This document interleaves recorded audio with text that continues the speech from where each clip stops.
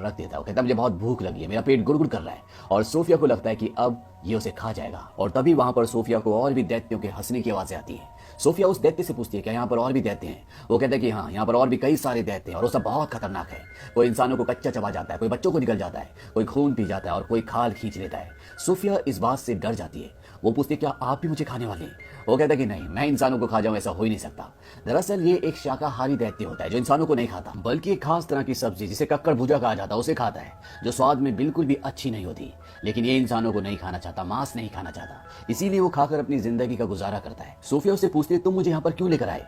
वो दैत्य बताता है दरअसल तुमने मुझे देख लिया था और तुम चिल्लाकर शोर मचाकर सबको बता देती और उसके बाद इंसान मुझे पकड़ लेते और साथ ही साथ इस दैत्य देश में भी आ जाते और यहाँ पर जितने भी दैत्य हैं उन सबको मार देते। इसीलिए मुझे तुम्हें यहाँ पर लाना पड़ा और अब तुम अपनी पूरी जिंदगी यहीं पर बिताओगी। सोफिया कहती है कि नहीं, मैं यहाँ से भाग जाऊंगी।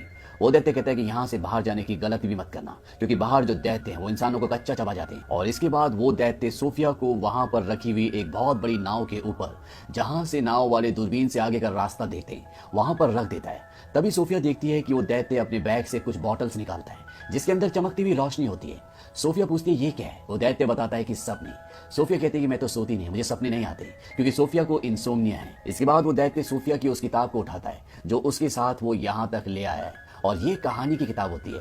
अब ये दैत्य उस कहानी को पढ़ना शुरू करता है और सोफिया को नींद आ जाती है। और इसके बाद वो दैत्य जो वहां पर कुर्सी के ऊपर बैठा होता है वो वहां से एक दूसरी जगह जाता है और वहां से वो एक बोतल के अंदर से एक चमकती हुई रोशनी निकालता है और तभी सोफिया की आंखें खुल जाती हैं और वो देखती है कि वो दैत्य नीचे नाव में सो रहा होता है। और सोफिया इसी मौके का फायदा उठाकर उस गुफा से, उस घर से बाहर निकल जाती है। और जब वो भाग रही होती है तभी वो देखती है कि उसके सामने एक बहुत विशाल दैत्य है जो उस दैत्य से कई विशाल है, जो उसे यहाँ पकड़ कर लेकर आए और वो दैत्य उसे पकड़ लेता है। सोफिया जोर से चिल्लाती है लेकिन इस बात का उस दैत्य पर कोई भी असर नहीं पड़ता और वो सोफिया को जिंदा निगल जाता है। और तभी सोफिया की आंखें खुलती हैं। दरअसल ये एक सपना होता है और सोफिया देखती है कि वो दैत्य सामने कुर्सी पर बैठा होता है। सोफिया कहती है कि ये तुमने किया, क्योंकि मुझे सपने नहीं आते और ये सपना बहुत ही भयानक था।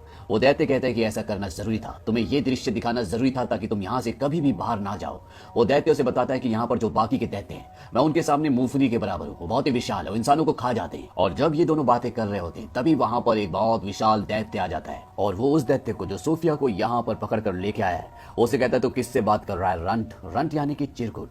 दरअसल यहाँ पर सभी से चिरकुट कहते हैं क्योंकि ये साइज में बाकी दैत्यों से बहुत छोटा होता है। वो कहता है कि मैं किसी से बात नहीं कर रहा, उसने सोफिया को छुपा दिया होता है। यहाँ पर जो बड़ा विशाल दैत्य है वो कहता है मेरी उंगली में चोट लगी, इसे ठीक कर दो, इस पे पट्टी कर दो। और जब वो छोटा दैत्य ऐसा कर रहा होता है तभी उसे इंसान की खुशबू आ जाती है और चारों तरफ ढूंढना शुरू कर देता है और सोफिया वहां पर रखी सब्जी, जिसे यहाँ पर कक्कड़ भुजा कहा जाता है, उसके अंदर चली जाती है। ये दैत्य जब उस सब्जी को सूंघता है तो उसे इसमें आज एक अलग सी खुशबू आती है।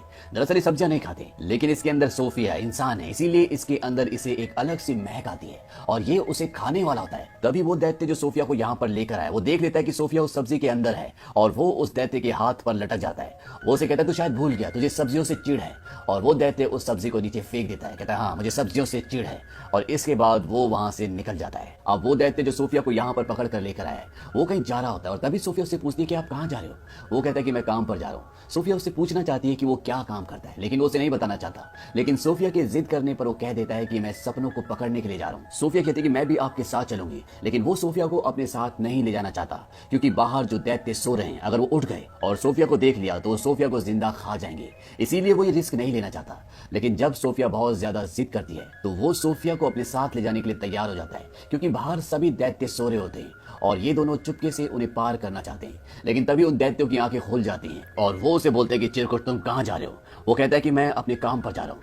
वो दैत्य कहते हैं कि हम नहीं चाहते कि तुम यहाँ से बाहर जाओ, क्योंकि अगर लोगों को, इंसानों को इस जगह के बारे में पता चल जाएगा तो हमारी जान खतरे में पड़ सकती है। और इसके बाद वो सभी दैत्य इसे परेशान करना शुरू कर देते हैं। सोफिया मौका देखकर गाड़ी में छुप जाती है और तभी जो चिरकुट दैत्य होता है जिसे सारे मिलकर परेशान कर रहे होते हैं वो इन सबको आसमान की तरफ दिखाता है। वहां पर बहुत सारे बादल होते हैं और वो कहता है कि देखो बारिश होने वाली है। दरअसल इन सभी दैत्यों को पानी से डर लगता है, एक तरह की एलर्जी है। और तभी बारिश होना शुरू हो जाती है और ये सब के सब दैत्य अंदर अपनी जगहों पर छुप जाते हैं और मौका देखकर चिरकुट दैत्य और सोफिया यहाँ से से निकल जाते हैं। वो ऊपर पहाड़ पे चढ़ना शुरू करते हैं और बादलों से भी ऊपर पहुंच जाते हैं। सोफिया कहती है कि यहाँ से तारे कितने खूबसूरत दिखते हैं।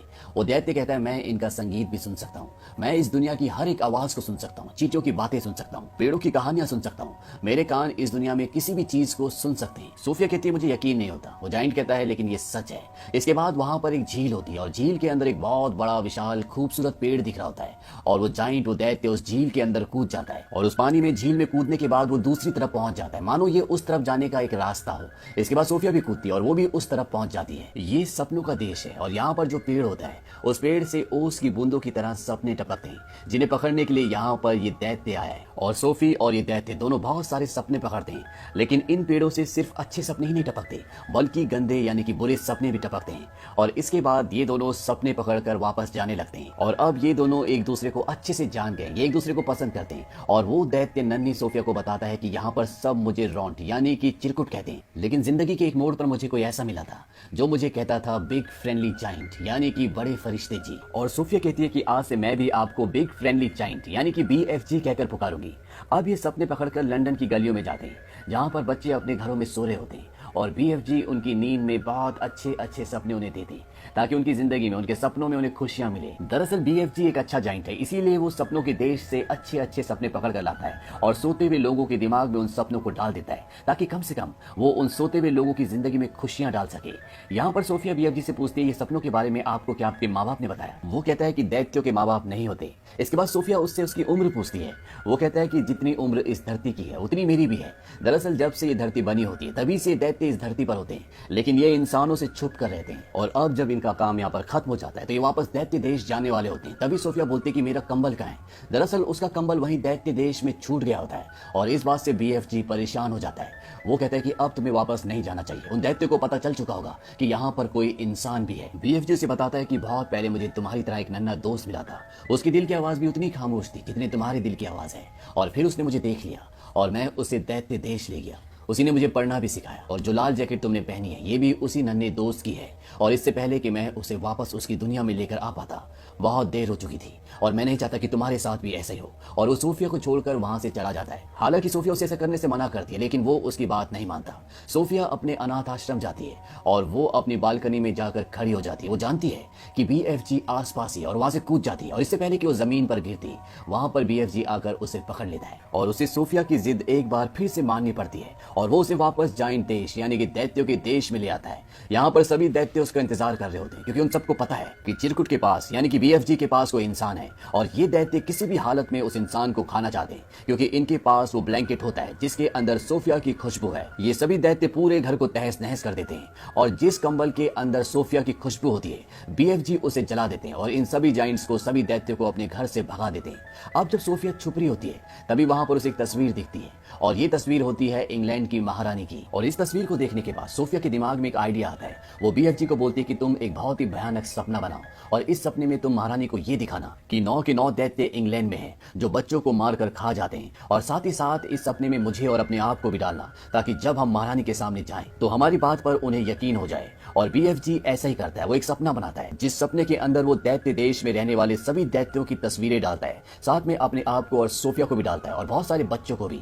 और ऐसा सपना बनाने के बाद वो सोफिया के साथ उस जगह पर पहुंच जाता है जहां पर महारानी रहती है और ये महारानी की नींद में उस सपने को फूंक देते हैं और महारानी को वो सब कुछ दिखता है जो ये उसे दिखाना चाहते थे। और जब महारानी की नींद खुलती है तो वो बहुत ही डरी हुई होती है क्योंकि ये बहुत ही भयानक सपना होता है जिसमें दैत्य बच्चों को खा रहे होते हैं। और महारानी इस सपने के बारे में अपनी मेड को बताती है।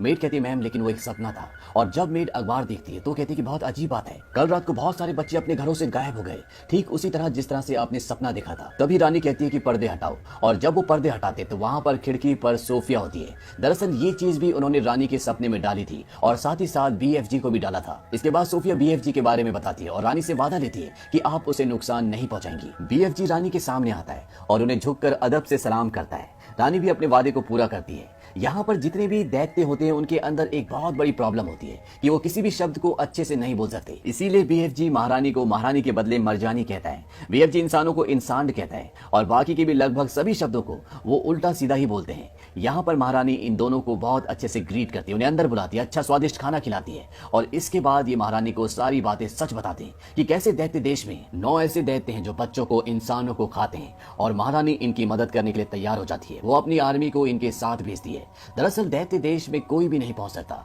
लेकिन BFG इन्हें रास्ता बताता है और महारानी की आर्मी BFG के पीछे पीछे दैत्य देश तक हेलीकॉप्टर्स में पहुंच जाती है। वो सब एक जगह रुक जाते हैं क्योंकि ये एक प्लानिंग के साथ हमला करना चाहते हैं और BFG प्लान बनाता है कि वो एक ऐसा सपना बनाएगा जिस सपने को इन्हें दिखाने के बाद इन सबको उन चीजों पर पश्चाताप होगा जो भी इन्होंने किया है और BFG ऐसा सपना बना लेता है। लेकिन जब वो इस सपने को इन सोए हुए दैत्यों के मन में फूंकने के लिए जाता है ताकि ये सपना उन्हें आए, तो उसे याद आता है कि वो सपना फूंकने वाले यंत्र को महारानी के महल में भूला है और उसके बिना ऐसा नहीं किया जा सकता क्योंकि इन दैत्यों के पास जाना खतरनाक है।